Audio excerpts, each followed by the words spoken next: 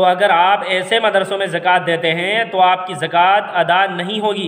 इसलिए ज़कात सिर्फ़ उन्हीं मदरसों में देनी चाहिए जहां बाहर के बच्चे पढ़ते हैं या फिर गांव के बच्चे पढ़ते हैं, लेकिन उन पर ज़कात और फ़ितरे की रकम खर्च की जाती है।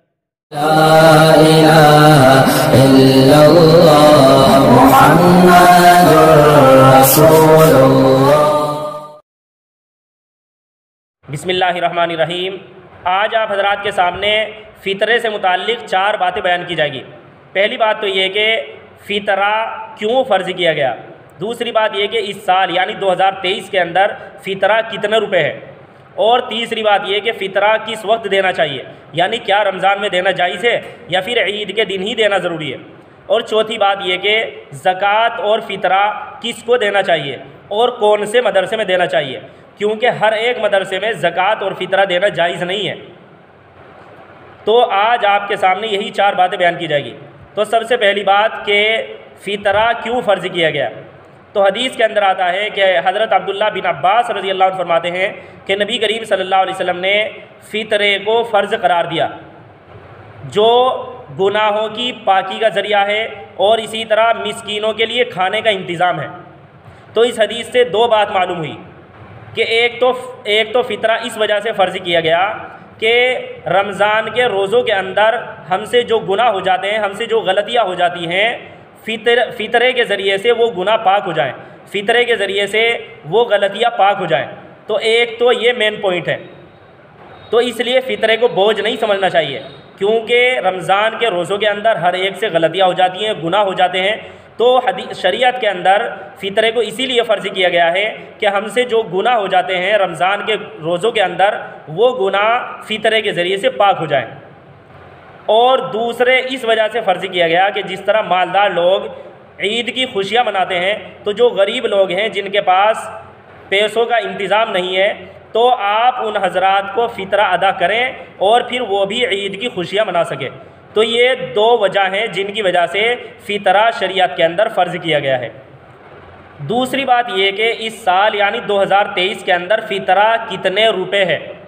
तो अभी कुछ ही दिनों पहले मज़ाहिर सहारनपुर का ये फतवा आया है कि इस साल गेहूं के हिसाब से फ़ितरा 46 रुपये है, जौ के हिसाब से 76 रुपये है, किशमिश और खजूर के हिसाब से 800 रुपये है, छुआरे के हिसाब से 950 रुपये है और पनीर के हिसाब से 1200 रुपये है।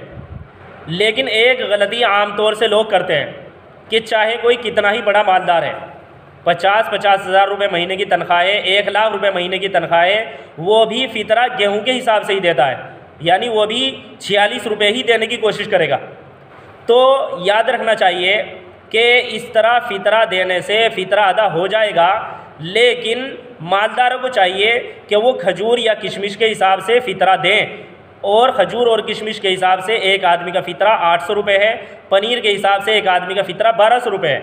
क्योंकि अभी आपके सामने बयान किया गया कि फ़ितरे को इसलिए भी फ़र्ज़ किया गया कि जो गरीब लोग हैं वो ईद की खुशियाँ मना सकें। तो अगर मालदार लोग भी 50 रुपये फ़ितरा देंगे, 40 रुपये फ़ितरा देंगे, तो 40-50 रुपये में वो क्या ईद की खुशियाँ मनाएंगे। तो इसलिए जो ज़्यादा मालदार हैं उनको चाहिए कि वो खजूर के हिसाब से, किशमिश के हिसाब से फ़ितरा अदा करें, यानी एक आदमी का फ़ितरा 800 रुपये अदा करें, या फिर पनीर के हिसाब से 1200 रुपये अदा करें, ताकि गरीब लोग भी ईद की खुशियाँ अच्छी तरह मना सकें। तीसरी बात ये कि फ़ितरा किस वक्त देना चाहिए। तो मसला ये है कि फ़ितरा रमज़ान में भी दे सकते हैं और ईद के दिन भी दे सकते हैं, और बेहतर यह है कि रमज़ान में ही दे दिया जाए, ताकि जो गरीब लोग हैं वो उन पैसों से अपने कपड़े वगैरह का इंतज़ाम कर ले और वो भी ईद की खुशियाँ मना सके। यही वजह है कि हज़रत अब्दुल्ला बिन उमर रज़ी अल्लाह अन्हुमा ईद से 2-4 दिन पहले ही फ़ितरा दे दिया करते थे। तो इसलिए बेहतर यह है कि रमज़ान में ही दे दिया जाए, और अगर रमज़ान में नहीं दिया तो ईद के दिन देना ज़रूरी है, ईद के दिन भी नहीं दिया तो ईद के बाद भी देना ज़रूरी है। लेकिन याद रखना चाहिए कि ईद के बाद देने से सवाब कम हो जाएगा। अब आखिरी और ज़रूरी बात कि हमें ज़कात और फ़ितरा किसको देना चाहिए। तो जवाब यह है कि ज़कात और फ़ितरा गरीब को और मिस्कीन को देना चाहिए। और अगर आप मदरसे के अंदर ज़कात देते हैं तो कौन से मदरसे में ज़कात देनी चाहिए। ज़कात और फ़ितरा उस मदरसे में देना चाहिए जहाँ बाहर के बच्चे पढ़ते हैं और उनके रहने सहने का, उनके खाने का इंतज़ाम मदरसे के ज़िम्मे है। तो अगर आप ऐसे मदरसे में ज़कात देते हैं तो आपकी ज़कात अदा होगी। क्यों? क्योंकि मदरसे वाले वो ज़कात उन गरीब बच्चों पर ख़र्च कर देंगे। लेकिन ऐसा मदरसा जिसके अंदर बाहर के बच्चे नहीं पढ़ते या गांव के गरीब बच्चे पढ़ते हैं लेकिन उन पर वो ज़कात की रकम खर्च नहीं की जाती, तो ऐसे मदरसे में ज़कात देना जायज़ नहीं है। ऐसे मदरसे में ज़कात देने से ज़कात अदा नहीं होगी। क्यों? आप खुद सोचो कि अगर ऐसा मदरसा है जहाँ बाहर के बच्चे नहीं पढ़ते या गांव के गरीब बच्चे पढ़ते हैं लेकिन वहाँ उन पर ज़कात की और फ़ितरे की रकम खर्च नहीं की जाती, तो फिर वो रकम कहाँ खर्च की जाती है? वो रकम मदरसे की ज़रूरियात में खर्च की जाती है या फिर उस्तादों की तनख्वाहों में खर्च की जाती है। तो उस्तादों की तनख्वाहों में या इसी तरह मदरसे की ज़रूरियात में वो रकम या तो तमलीग के बग़ैर खर्च की जाएगी या तमलीग करके खर्च की जाएगी। अगर तमलीग के बग़ैर उस्तादों की तनख्वाह इसी तरह मदरसे की ज़रूरियात में वो ज़कात की रकम खर्च की जा रही है तो यह तो सरासर नाजायज़ है। और अगर तमलीग करके खर्च की जा रही है तो पहले तो तमलीग को समझ लेना चाहिए कि तमलीग किसे कहते हैं। तमलीग इसको कहते हैं कि जैसे मिसाल के तौर पर मदरसे के अंदर 1 लाख रुपए ज़कात और फ़ितरे की रकम हो गई, तो उसके बाद वो एक बच्चे को बुलाते हैं और वो 1 लाख रुपए उस बच्चे को दे देते हैं कि हमने तुम्हें इन पैसों का मालिक बना दिया, अब तुम चाहे इनका कुछ भी करो, चाहे अपनी खुशी से अपने पास रख लो या फिर मदरसे के अंदर दे दो। अब वो छोटा सा बच्चा होता है, उसे क्या मालूम कि मुझे इस्तेमाल किया जा रहा है। वो ये समझता है कि ये मदरसे के पैसे हैं तो मेरे लिए इनको रखना कैसे जायज़ होगा, इसलिए वो खुशी खुशी मदरसे में दे देता है। उसके बाद मदरसे वाले ये समझते हैं कि अब हमारे लिए इन पैसों को इस्तेमाल करना जायज़ हो गया, अब चाहे हमें इन्हें मदरसे की ज़रूरियात में खर्च करें या फिर इन पैसों से हम उस्तादों की तनख्वाहें दें। वो ये समझते हैं कि अब ये पैसे हमारे लिए हलाल हो गए। तो याद रखना चाहिए कि इस तरह हेर फेर करके जो तमलीग की जाती है ये तमलीग महज ढोंग है। फतावा रहीमिया के अंदर ये लिखा हुआ है कि ये जो हेर फेर करके तमलीग की जाती है ये तमलीग महज ढोंग है। इसी तरह दारुल देवबंद के फतवे में लिखा हुआ है कि आजकल जो तमलीग के तरीक़े राइज हैं उनमें सिर्फ हाथ की हेरा फेरी होती है कि बच्चे को पैसे दिए और फिर उससे वो पैसे ले लिए। तो इस तरह हाथ की हेरा फेरी करने से वो माल मदरसे के लिए या मदरसे वालों के लिए हलाल नहीं हो जाएगा। तो इसलिए ऐसा मदरसा जहाँ बाहर के बच्चे नहीं पढ़ते या फिर गांव के बच्चे पढ़ते हैं लेकिन उन बच्चों पर वो ज़कात या फ़ितरे की रकम खर्च नहीं की जाती, ऐसे मदरसों में ज़कात देना जायज़ नहीं है। अब बाज़ लोगों को मेरी बात हज़म नहीं होगी, उसका भी इलाज है मेरे पास।